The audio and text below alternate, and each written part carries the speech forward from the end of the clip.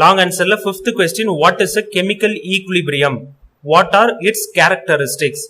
First சிம்பிளா ஈக்குலிபிரியம்னா என்னன்னா ஏதோ ஒரு விஷயம் ஈக்குவலா இருக்குன்னு அர்த்தம், சமமா இருக்குன்னு அர்த்தம். அததான் ஈக்குலிபிரியம்னு சொல்லுவோம்.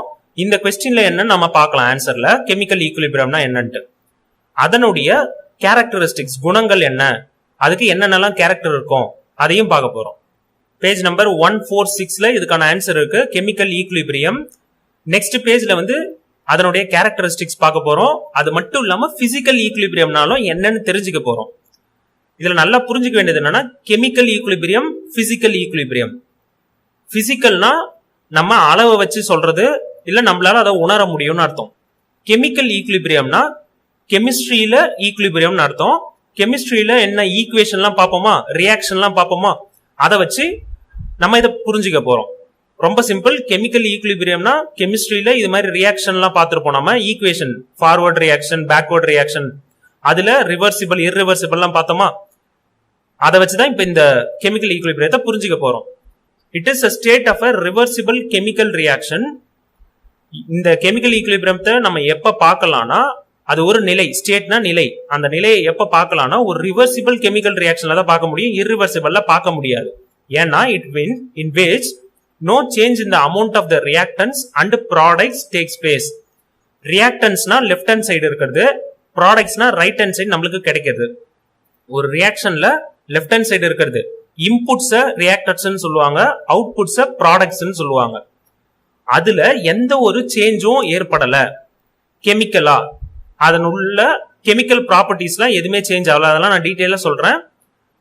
லெஃப்ட் ஹேண்ட் சைடும் ரைட் ஹேண்ட் சைடும் இருக்கிற பொருட்கள்ல கெமிக்கலா எந்த சேஞ்சும் ஆகல, அதை நம்ம கெமிக்கல் ஈக்குலிபிரியம்னு சொல்லுவோம். இதை நம்ம இன்னொரு விதமா எழுதணும்னா அட் ஈக்குலிபிரியம் அந்த டைம்ல rate of forward reaction equal to rate of backward reaction. நம்ம ரிவர்சிபிள், இர்ரிவர்சிபிள் ஒரு ஷார்ட் ஆன்சர் பார்த்தோம், அதனுடைய டிஃபரன்ஸ்லாம். அதுல ஃபார்வர்ட் ரியாக்ஷன், பேக்வர்ட் ரியாக்ஷன் நம்ம என்னன்னு சொல்லியாச்சு. ஃபார்வர்ட் ரியாக்ஷனா ரைட் ஹேண்ட் சைடு மூவ் ஆகுற டைரக்ஷன்ல ஃபார்வர்ட் ரியாக்ஷன் சொல்லுவோம். லெஃப்ட் ஹேண்ட் சைடு மூவ் ஆகுதுன்னா அதை பேக்வர்ட் ரியாக்ஷன் சொல்லுவோம்.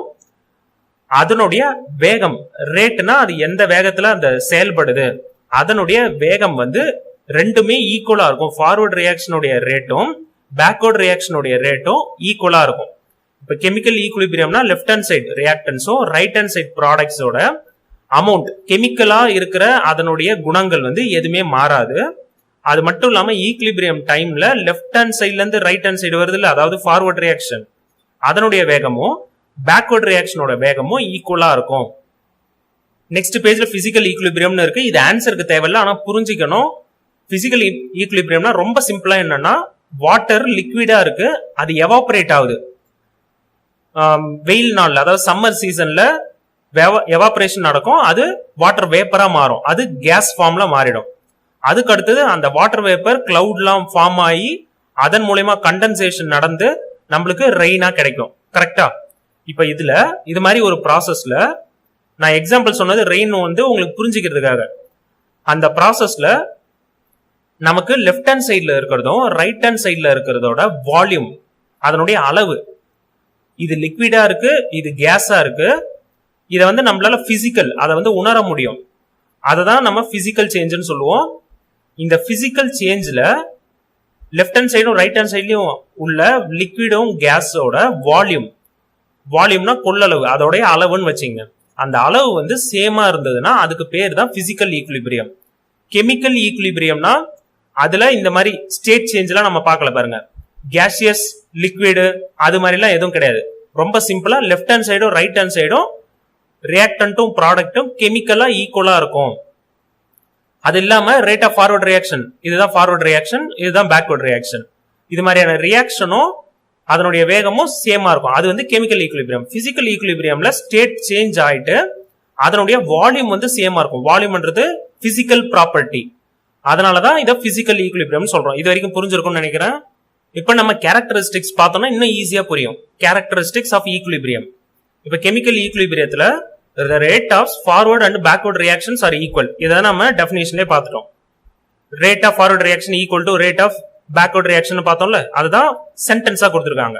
Next the observable properties. observableனா நம்மளால பார்க்கக்கூடிய properties such as pressure, concentration, பிரஷர்னா தெரியும், அழுத்தம். கான்சென்ட்ரேஷன் அதனுடைய அளவு. நம்ம ஏற்கனவே இந்த வார்த்தையெல்லாம் நிறைய டைம் பார்த்துட்டோம். கலர், அதனுடைய கலர் நம்ம பார்த்தா அதனுடைய கலர் தெரியுமா, இதெல்லாம் அப்சர்வ் பண்ண முடியும், நம்மளால பார்க்க முடியும். டென்சிட்டி, அதனுடைய அடர்த்தி. விஸ்காசிட்டி, விஸ்காசிட்டினா செமி லிக்விடா இருக்கிறது, அதை வந்து விஸ்காசிட்டின்னு சொல்லுவோம். இது போல உள்ள properties etcetera of the system remain unchanged with time. Time ஆக ஆக கூட இதனுடைய ப்ராப்பர்ட்டிஸ்லாம் மாறாது. அதுதான் ஈக்குலிபிரியம் ஸ்டேட்னு சொல்லுவோம். The chemical equilibrium is a dynamic equilibrium because both the forward and backward reactions continue to occur even though it appears static externally. இப்ப இதுல பாருங்க, எதுவுமே மாறாது, வெளியில இருந்து நம்ம பார்க்கும்போது எதுவுமே மாறாதுன்னு நம்ம இதுல பார்த்தோமா. ஆனா கெமிக்கல் ஈக்குலிபிரியம்ன்றது டைனமிக், அது மாறிக்கொண்டே தான் இருக்கும்.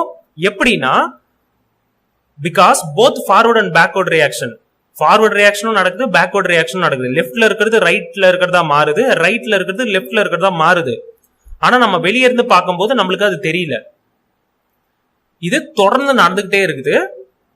Even though it appears static externally, நம்ம வெளியே இருந்து பார்க்கும்போது அது மாறாத மாதிரி நம்மளுக்கு தெரிஞ்சாலும் கெமிக்கலா அதுக்கு உள்ளார ஈக்குவேஷன்ல ஃபார்வர்ட் பேக்வர்ட் ரியாக்ஷன் நடக்கிறதுனால அது வந்து டைனமிக்கா சேஞ்ச் ஆகிட்டே தான் இருக்குது. ஆனா நம்ம பார்க்கும்போது நம்மளுக்கு சேஞ்ச் ஆகாத மாதிரி தெரியுதுன்னு சொல்றாங்க. இப்ப அதோட குணங்கள்லாம் பாக்குறோம், அதனுடைய ஸ்பீடை பத்தி பார்த்தோம். அதை பார்த்தா நம்மளுக்கு எப்படி தெரியும், அதோட கலர், அதனுடைய அடர்த்தி, அதெல்லாம் எப்படி தெரியும்னு பார்த்தோம். அது சேமா இருக்கும், அன்சேஞ்சுனா மாறாது. ஆனா கெமிக்கல் ஈக்குலிபிரியம்ன்றது மாறக்கூடிய கான்செப்ட் தான். ஏன்னா நம்ம வெளியே பார்க்கும்போது நம்மளுக்கு மாறல, அப்பயே ஸ்டாட்டிக், ஸ்டாட்டிக்னா அப்படியே இருக்கு, மாறலன்னு அர்த்தம், சேஞ்ச் ஆகலன்னு அர்த்தம். எக்ஸ்டர்னல்னா நம்ம வெளியே இருந்து பார்க்கும்போது சேஞ்ச் ஆகலன்னு நம்ம நினைச்சாலும் அந்த ஈக்குவேஷனுக்குள்ளார நம்மளுக்கு அது தெரியாது. ஆனா அதுக்குள்ளார என்ன நடக்கும்னா மாறிக்கிட்டே தான் இருக்கும். In physical equilibrium the volume of all the phases remain constant. இதை தான் நான் இதை புரிஞ்சுக்கிறதுக்கு, இந்த பாயிண்ட புரிஞ்சுக்கிறதுக்காக தான் நான் ஏற்கனவே சொன்னேன். பிசிக்கல் ஈக்குலிபிரியத்துல வால்யூம், அந்த அளவு இருக்குல்ல, அந்த கேஸ்க்கும் லிக்விடுக்குமான அளவு இருக்குல்ல, ஆஃப் ஆல் த ஃபேசஸ், ஃபேசஸ்னா gas phase, liquid phase, solid phase, அததான் ஃபேஸ்ன்னு சொல்லுவோம். அது வந்து அதனுடைய வால்யூம் வந்து ரிமைன் கான்ஸ்டன்ட், சேமாவே இருக்கு. இப்ப இந்த கொஸ்டினை பாத்தீங்கன்னா கெமிக்கல் ஈக்குலிபிரியம்னா என்னன்னு சொல்லணும், கேரக்டரிஸ்டிக்ஸ் ஆஃப் ஈக்குலிபிரியம் சொல்லணும்.